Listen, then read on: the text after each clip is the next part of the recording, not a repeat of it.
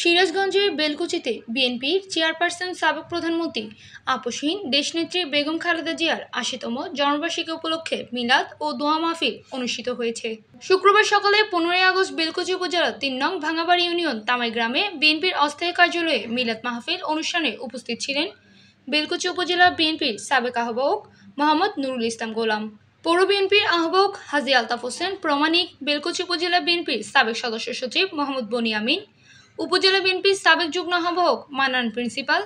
উপজেলা বিএনপির সাবেক যুগ্ম আহ্বায়ক শফিকুল ইসলাম শফি,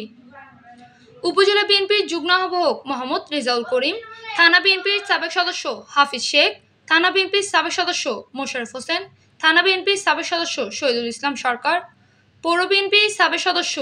জাহিদুল হক মুক্তা, পৌর বিএনপির সাবেক সদস্য মামুন হোসেন বরাত, পৌর বিএনপির সদস্য মোজাইম হোসেন কিবরিয়া, পৌর বিএনপির সাবেক সদস্য মোহাম্মদ মিয়া শামীম, রাজাপুর ইউনিয়ন বিএনপির সাবেক সাধারণ সম্পাদক আলাউদ্দিন খান আলো, সাবেক সাধারণ সম্পাদক ও ইউপি সদস্য সাইফুল ইসলাম, উপজেলা কৃষক দলের সভাপতি নাজেম উদ্দিন, উপজেলা যুব দলের সদস্য সচিব আলম প্রমাণিক, যুগ্ম আহ্বায়ক গোলাম কিবরিয়া, বেলকুচি উপজেলা জিয়া সাংস্কৃতিক সংগঠন জিসেসের আহ্বায়ক ও বেলকুচি রিপোর্টার্স ক্লাবের সভাপতি মোহাম্মদ রেজাউল করিম, পৌর স্বেচ্ছাসেবক দলের আহ্বায়ক ওমর ফারুক পলাশ, উপজেলা ছাত্র দলের সদস্য সচিব রিজন আহমেদ সহ উপজেলা বিএনপি ও পৌর বিএনপির বিভিন্ন অঙ্গ সংগঠনের নেতৃবৃন্দ উপস্থিত ছিলেন।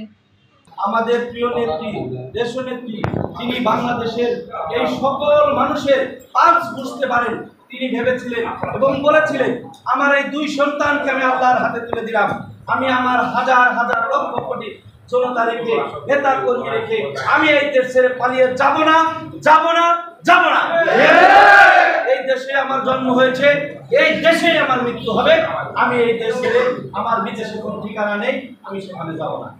সেই কথার উপর অটল থাকার কারণেই কিন্তু তার পরবর্তীতে তারেক রহমানকে নিয়ে নির্মমভাবে নির্যাতন করে তার মেরুদণ্ডকে ভেঙে দেওয়া হয়েছে। আজকে তিনি টেক্স নিউজ, পিআই ৭২ টিভি।